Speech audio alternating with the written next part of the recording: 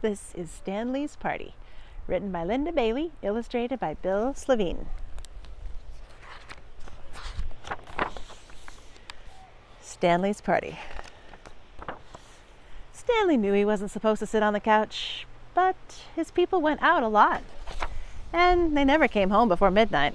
So one night, Stanley began to wonder what would happen if he sat on the couch while they were gone, just for a minute. He put one paw on the couch and waited. Nothing happened. He put a second paw up. Slowly, Stanley dragged his whole huge body onto the couch. He sat there nervously listening. He waited for someone to yell, "Stanley, off the couch!"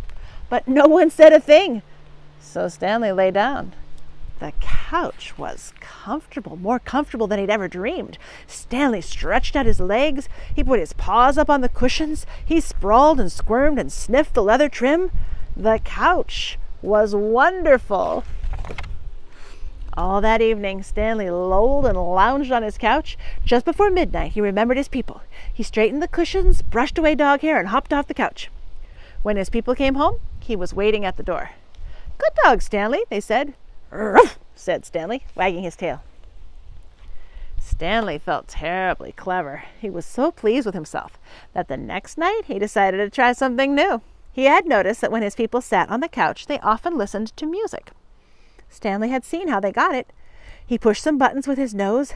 A moment later, music filled the room. Stanley was entranced. His body began to sway. His feet began to move. Soon Stanley was waltzing around the room. When the music changed, he tried a cha-cha and a tango. He even did a bit of ballet. Stanley danced up a storm that night. He didn't stop until just before midnight. Then he turned off the music and tidied the couch. When his people came home, he was sitting on the living room floor. "Good dog, Stanley," they said. "Bark-de bark bark," said Stanley. On the third night, Stanley broke into the fridge. It wasn't hard. He just pushed his nose firmly into the rubber seal, and the door popped open. There was lasagna in there that he'd been watching for days. It didn't last long. After it was gone, Stanley licked the plate clean and put it in the sink. When his people came home, he was lying on his dog bed. "Good dog, Stanley," they said. "Burp," said Stanley. Stanley couldn't believe his new life. Now he didn't mind at all when his people went out. As soon as they left, he sat on the couch. He sashayed and shimmied to the music. He nibbled and noshed from the fridge. "I am having so much fun," thought Stanley. But after a couple of weeks, he realized that something was still missing. And one day, when Stanley's people took him to the dog park, he figured it out. He was tired of having fun alone. Stanley trotted over to his best friend, Alice. "How'd you like to come over to my house this evening?" said Stanley in dog talk. "What for?" asked Alice. "We could sit around on the couch," said Stanley. "Put on some music, do a little dancing, maybe have a snack." "Sounds great," said Alice. "What sounds great?" asked Oscar, coming up to join them. Before Stanley knew it, he'd invited Oscar too, and Mabel, and Digger, and Gassy Jack. He invited 2 more dogs on the way home, and all the dogs he invited talked to other dogs, and those dogs talked to other dogs, and those dogs talked to still other dogs. That night, right after Stanley's people left, the dogs began to show up. At first they came in 2s and 3s. Then they arrived in packs. Some of them were Stanley's friends, but a lot more were strangers. Stanley wasn't worried. "The more the merrier," he said. It wasn't long before the house was jammed with every kind of dog you can imagine.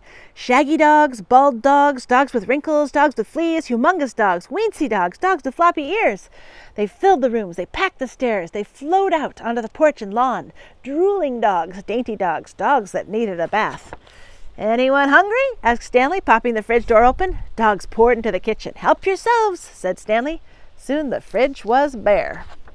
"Anyone care for some music?" asked Stanley. He put on some rock and roll. The dogs went wild. They stomped, they boogied, they bebopped and jived, they twisted and jitterbugged and mashed. They danced until their paws were sore. They danced till the whole house shook. And who do you think danced hardest of all? Stanley. It was the best doggone party a dog ever had. It was also the only night ever that Stanley's people came home early. At first, they didn't say anything. Then they said together, very loud, "Stanley, bad dog!" All the dogs except Stanley had to go home. Stanley helped his people clean up. It took 2 whole days.